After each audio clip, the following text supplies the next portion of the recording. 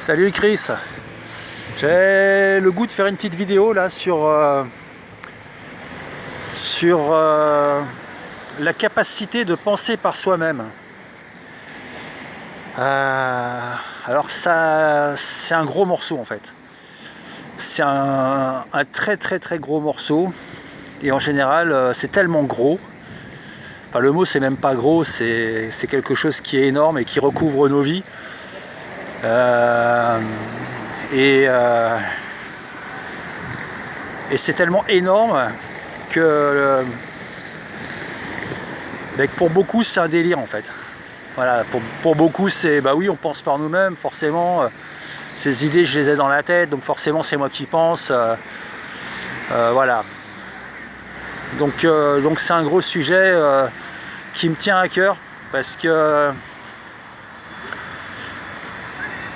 ça fait cruellement défaut à notre époque de souffrance et de malheur. Et je pense que le fait de pouvoir penser par soi-même, réfléchir par soi-même,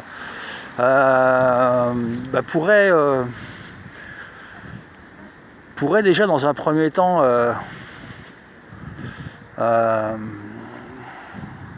cartographier un petit peu notre malheur, savoir pourquoi on n'est pas bien en fait. Ça pourrait aussi remettre les relations familiales d'aplomb et bien droites, à savoir on arrêterait de comment dire, on aurait des relations personnelles beaucoup plus fluides en fait, parce que justement toute la charge de souffrance liée à l'éducation, à l'enfance, à la petite enfance, tous les schémas douloureux qu'on a vécu, justement ça prend sa place dans tout ça. Et puis dans la façon de penser par soi-même aussi, quand on y arrive, ça nous remet à notre juste place dans un système qui est profondément inhumain en fait. Voilà. Donc l'ultime étape de penser par soi-même, c'est d'arriver finalement à s'aimer soi-même. Et s'aimer soi-même, c'est un gros morceau. Parce que les gens se détestent, voilà. Les gens se détestent eux-mêmes, déjà. Et puis, la seule chose qu'on sait faire, c'est reproduire des choses qu'on nous a appris, c'est jamais remettre en question. Donc du coup là ça devient problématique parce que déjà le problème on peut pas s'en extraire étant donné que on reste dans l'espèce de boucle bien fermée de voilà, c'est comme ça qu'il faut penser. On pense par soi-même quand on remet tout en question et qu'on fait confiance à ce qu'on ressent au fond de nous. Voilà. Parce que on a une capacité extraordinaire en tant qu'espèce, c'est de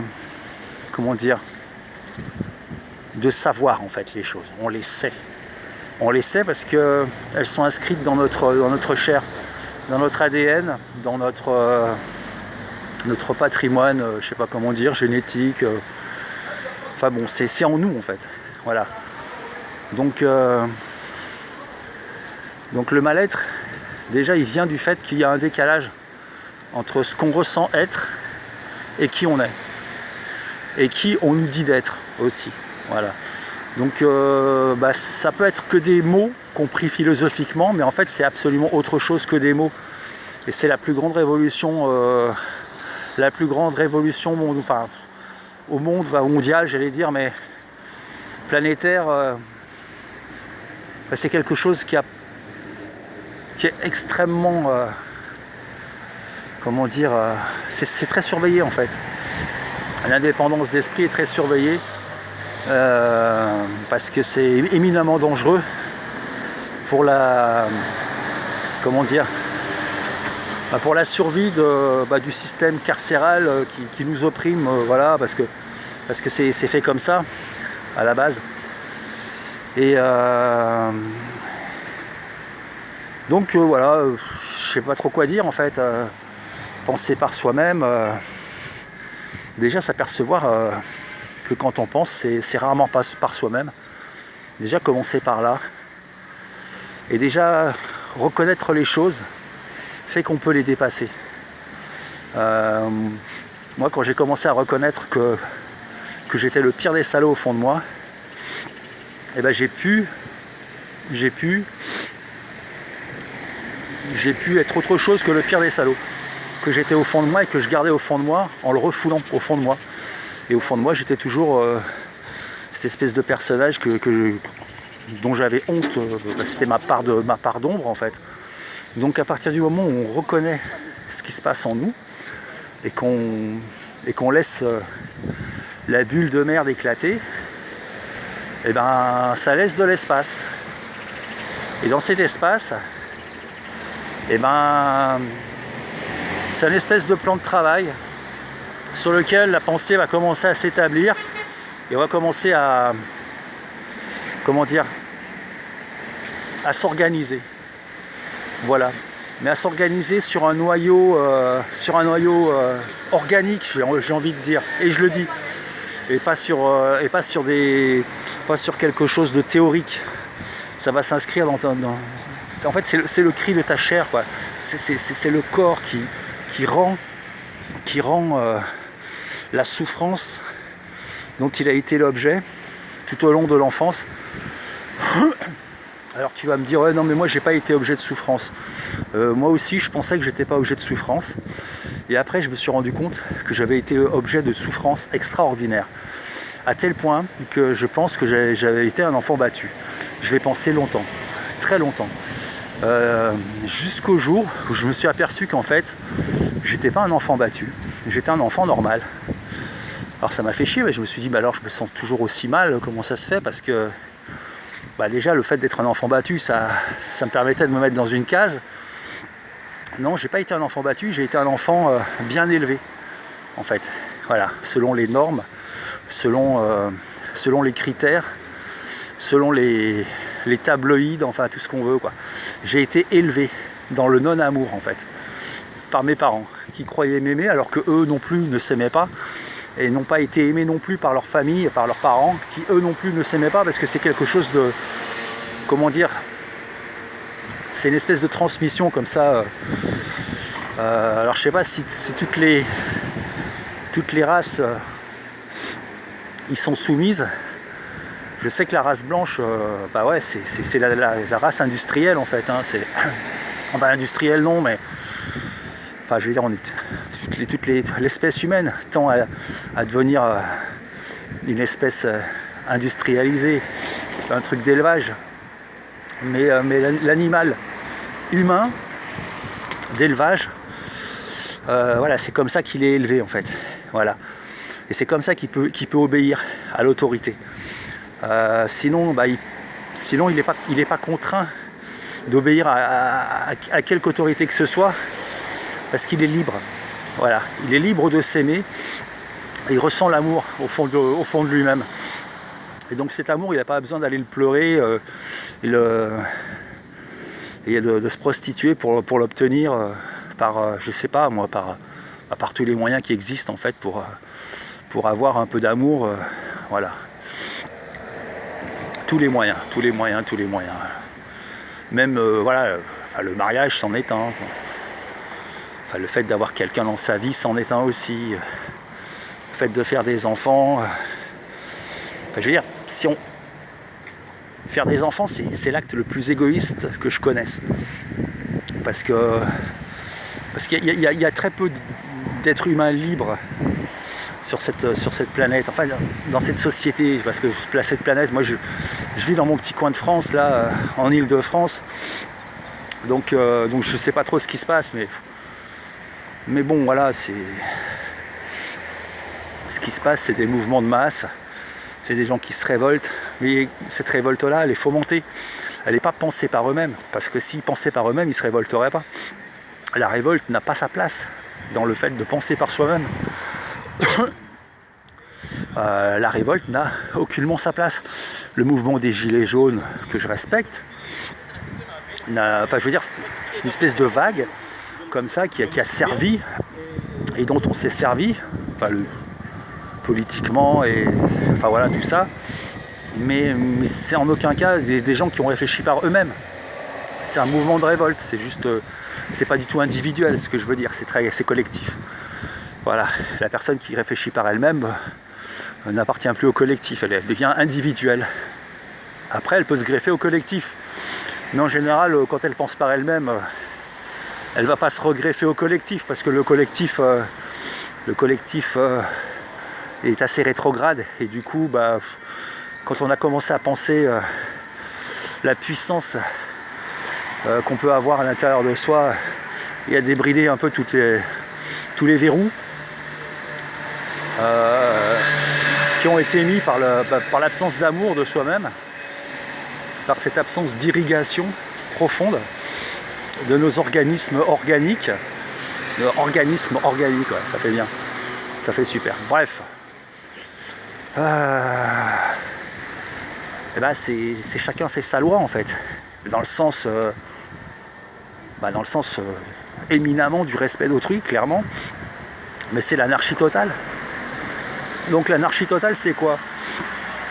On va revenir sur 2-3 fondamentaux, mais l'anarchie totale, c'est d'abord le respect de l'autre. Voilà, c'est le respect de l'autre en premier. Et puis voilà, on se respecte soi-même, donc forcément on respecte l'autre naturellement. Il n'y a pas besoin d'injonction pour faire ça. Voilà.